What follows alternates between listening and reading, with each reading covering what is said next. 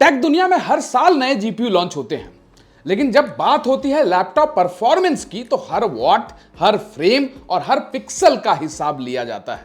तभी पता चलता है कि आपको लेना है। कंफ्यूजन तो अभी भी आप लोगों को बहुत होगा, मानते हो कि नहीं बात भाई? आप लोग इतना कमेंट करते हो, कौन सा लिया जाए? चलो यही डिस्कस करते हैं। सो वेलकम दोस्तों, मैं हूं शशांक और आज हम करने वाले हैं एक जबरदस्त comparison RTX 5050 versus RTX 4060 laptop GPUs. कौन सा जीपीयू आपके क्रिएटिव या गेमिंग वर्कफ्लो के लिए बेस्ट है, चलिए डीप डाइव कर देखते हैं। RTX 5050 बेस्ड है एनवीडिया के नए ब्लैकवेल आर्किटेक्चर पर। इसमें मिलते हैं 2560 CUDA कोर्स और blazing fast 2570 megahertz boost clock. ठीक है, वहीं RTX 4060 में एडा लोवलेस आर्किटेक्चर देखने को मिलता है और इसमें आपको CUDA कोर्स ज्यादा मिलता है, जो कि 3072 CUDA कोर्स है। थोड़ा ज्यादा पैरेलल पावर आपको देखने को मिलेगा। लेकिन मेमोरी की जहां तक बात है तो भाई 5050 में GDDR7 देखने को मिलता है, जो देता है 384 GB पर सेकेंड का bandwidth because of its new technology. और 4060 में जो GDDR6 बेस्ड है उसमें 256 GB पर सेकेंड बैंडविड्थ देखने को मिलता है। तो अगर आपको चाहिए high throughput, 5050 might Impress you. साथ ही आप क्लॉक स्पीड देख सकते हो कि भाई 5050 का जो बेस क्लॉक स्पीड है वो 2310 मेगाहर्ट्ज का है एंड RTX 4060 का 1545 मेगाहर्ट्ज है। सिमिलरली बूस्ट क्लॉक भी आपको 5050 में 2570 जो मैंने कहा ऊपर देखने को मिलता है, जो कि 4060 से ज्यादा देखने को मिलता है। एंड PCI वर्जन भी जो है वो 5 देखने को मिलता है RTX 5050 में, जिसके कारण जो रीड राइट स्पीड है, VRAM के साथ जो कम्युनिकेशन है, डेटा ट्रांसफर रेट है, जिसको हम मेमोरी बैंडविड्थ कहते हैं, जो कि 384 है 4060 से ज्यादा, वो आपके लिए VRAM के साथ जो कम्युनिकेशन है डेटा का, वो बढ़ा देता है, जिसके कारण आपको थ्रूपुट बेटर मिलता है। हमने दोनों का गेमिंग कंपैरिजन भी किया है, तो आपको आइडिया लग जाएगा कि कितना FPS का डिफरेंस देखने को मिलता है। लेकिन अगर आप वीडियो एडिटिंग, 3D मॉडलिंग या AI एनहांस्ड वर्कफ्लोज में काम करते हो, ठीक है, दोनों जीपीयूज काफी सिमिलर परफॉर्म करते हैं, कोई खास डिफरेंस आपको देखने को नहीं मिलने वाला। लेकिन RTX 5050 का जो DDR7 मेमोरी है ना, वो और जो ज्यादा बैंडविड्थ देखने को मिलता है, वो कुछ स्पेसिफिक टास्क में आपको एज दे सकता है। वो एग्जैक्टली डिफरेंशिएट करना आसान नहीं है, लेकिन आपको मिलता है वो बेनिफिट। जैसे रियल टाइम रेंडरिंग या AI मॉडल इनफेरेंस में आपको इस बैंडविड्थ का फायदा देखने को मिलेगा। Correct. Video export times, render previews, दोनों GPUs neck to neck performance देते हैं, कोई डिफरेंस ज्यादा नहीं मिलता। बट 5050 का DLSS 4 सपोर्ट फ्यूचर प्रूफिंग के लिए एक प्लस पॉइंट हो सकता है। चलो अब थोड़ा गेमिंग कर देखते हैं कौन सा बेटर परफॉर्म करता है, या दोनों क्लोज है ऑलमोस्ट, क्योंकि दोनों में 8GB VRAM मिलता है। सो साइबरपंक से हमने स्टार्ट किया। आप देख सकते हो लेफ्ट साइड में Neo 16 1470 HX 4060 और राइट में 5050 है, वो भी Neo 16 ही है। लेकिन आप देख सकते हो FPS कहीं ना कहीं क्लोज है, लेकिन 5-6 का डिफरेंस देखने को मिल रहा है। But is that great difference? हम दोनों ही 2K डिस्प्ले पर खेल रहे हैं और आप वाटेज पुश भी देख सकते हो। लेफ्ट साइड में वाटेज पुश ज्यादा है बिकॉज वो 140 वाट TCP के साथ आता है एंड ये 115 वाट TCP के साथ आता है। बट कहीं ना कहीं performance is not that different, कहीं ना कहीं क्लोज ही देखने को मिल रहा है। नेक्स्ट हम लोग वार जोन पर आ जाते हैं। यहाँ पर हम लोग पहले अल्ट्रा पे DLSS ऑफ करके रॉ परफॉर्मेंस ही देख रहे हैं और ये हम FSD में खेल रहे हैं। आप देख सकते हो कि FPS में क्या डिफरेंस है।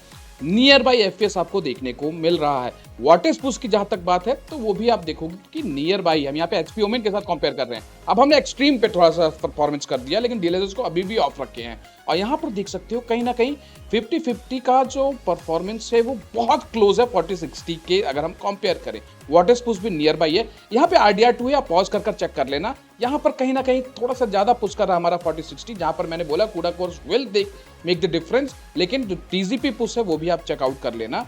ओवरऑल सेम ही नियर बाई परफॉर्मेंस है with little but upper edge. लेकिन ये क्योंकि CPU इंटेंसिव गेम है और MSI में भी सेम GPU एंड यहाँ सेम CPU और यहाँ पे भी सेम CPU, तो अप्रोक्सीमेटली सेम ही FPS हमको वैलोरेंट में देखने को मिल रहा है। सेम CPU निकालना भैया ये RTX 5000 सीरीज एंड 4000 थोड़ा सा चैलेंजिंग पड़ रहा है। लेकिन अब यहाँ देखो एलन वेक हम खेल रहे हैं HP ओमेन 4060 में। हाई रीट्रेसिंग अपना ऑन है, DLSS ऑफ सिचुएशन में। आप देख सकते हो कि हालत टाइट हो रखा है, 30-32 FPS से ऊपर नहीं जा रहा है। हम ये FHD में खेल रहे हैं, ठीक है। मतलब HP ओमेन कहीं ना कहीं 4060 अपना हाई रिट्रेसिंग में 30-32 से ऊपर FPS नहीं दे पा रहा अगर DLSS ऑफ है, लेकिन अगर DLSS ऑन कर देते हैं तो भाई 50-55 FPS निकाल कर ला रहा है और GPU का जो वाटेज पुश भी है वो 96 तक जा रहा है, जबकि 140 वाट भी इसमें मिलता है आपको।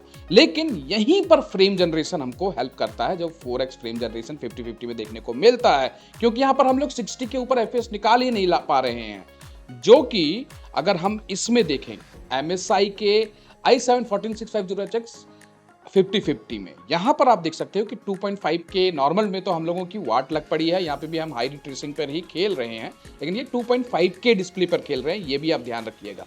2.5 के डिस्प्ले पर ये 23 से 25 FPS से ज्यादा नहीं निकाल पा रहा है। फ्रेम जनरेशन का असली मकसद 2K और 4K पे ही तो है। अब यहाँ पर हम इसको 3x पर कर देखते हैं। 3x पर इसने 40-45 प्लस FPS निकाल कर ले आया, जो कि FHD पर 40-60 अप्रोक्सीमेटली 50 FPS निकाल कर ला रहा था। तो ये 2.5K का आपको यहाँ पर एक फ्रेम जनरेशन का 3x पर फायदा देखने को मिल रहा है। अब इसको हम लोग अभी 2x पर था, अभी हम 3x पर कर रहे हैं। 3x पर ये अप्रोक्सीमेटली मैच कर गया 4060 के FHD के परफॉर्मेंस को, जो कि ये 2.5K डिस्प्ले पर, QHD डिस्प्ले पर निकाल कर ला रहा है। Can you believe it? और मुझे कोई भी शटर लैग, कोई भी लैग इशू देखने को नहीं मिला इस गेम में। अब जब हम 4x करते हैं तो भैया 4x पर कैसे ये परफॉर्मेंस निकाल कर ले आता है हाई मतलब मीडियम रिट्रेसिंग एंड ऑल पर, एक सोचने वाली बात है। That is the part of multi frame generation. अब यहाँ पर आप देखिएगा कि भाई 80-75 प्लस FPS निकाल कर ला रहा है। Still there are more updates required over here, but मुझे जहाँ तक लगता है ये एक अच्छा स्टेप है, अच्छा टेक्नोलॉजी है। AI is gonna change most of the thing. इसके लिए आज के डेट में प्रोडक्टिविटी लैपटॉप भी एक अच्छा परफॉर्मेंस निकाल कर ले आ रहे हैं। अब हमने थोड़ा FHD पे भी ट्राई किया कि FHD पर क्या हो सकता है। FHD पर आप देखो 4x पर 105 plus FPS medium retracing on है, और कहाँ वहाँ 50 FPS देखने को मिल रहा था हमको। That is the power of this multi frame generation. अब थोड़ा परफॉर्मेंस बेंचमार्क देख लें। 3D उस टाइम स्पाई हमने देखा तो भाई 1000 का डिफरेंस है, बट यहाँ पे CPU का डिफरेंसेस भी आप कंसीडर करिएगा। 9000 का ग्राफिक्स स्कोर उधर मिल रहा है और 10000 का यहाँ मिल रहा है। ब्लेंडर स्कोर में भाई डिफरेंस है। 3000 का स्कोर 50-50 निकाल रहा है और ये 3500 का निकाल कर ला रहा है, और ये अपना VR Mark 10 है, लेकिन ज्यादा डिफरेंस नहीं है गाइस, ठीक है। अब यहाँ पर अगर आप GPU Geekbench स्कोर देखोगे तो yes there is a difference of 10,000 over here. अब नो डाउट गाइस, गेमिंग के लिए RTX 4060 थोड़ा सा ज्यादा बेटर ऑप्टिमाइज्ड फील होता है, बिकॉज कहीं ना कहीं हाई रीट्रेसिंग एंड ऑल पर थोड़ा सा FPS रॉ परफॉर्मेंस में बेटर निकाल कर ले आता है। रॉ परफॉर्मेंस की बात कर रहे हैं एंड DLSS 3.5 तक की बात कर रहे हैं, बिकॉज जो DLSS 3.5 के साथ जो सपोर्ट है, बेटर फ्रेम स्टेबिलिटी है, वो हमको 4060 में देखने को मिलता है, बिकॉज सारे अपडेट्स आ चुके हैं।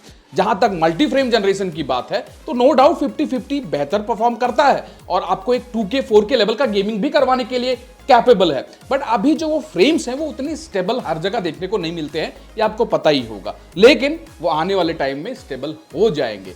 AI is changing the world, so they will make it this also happen, ठीक है।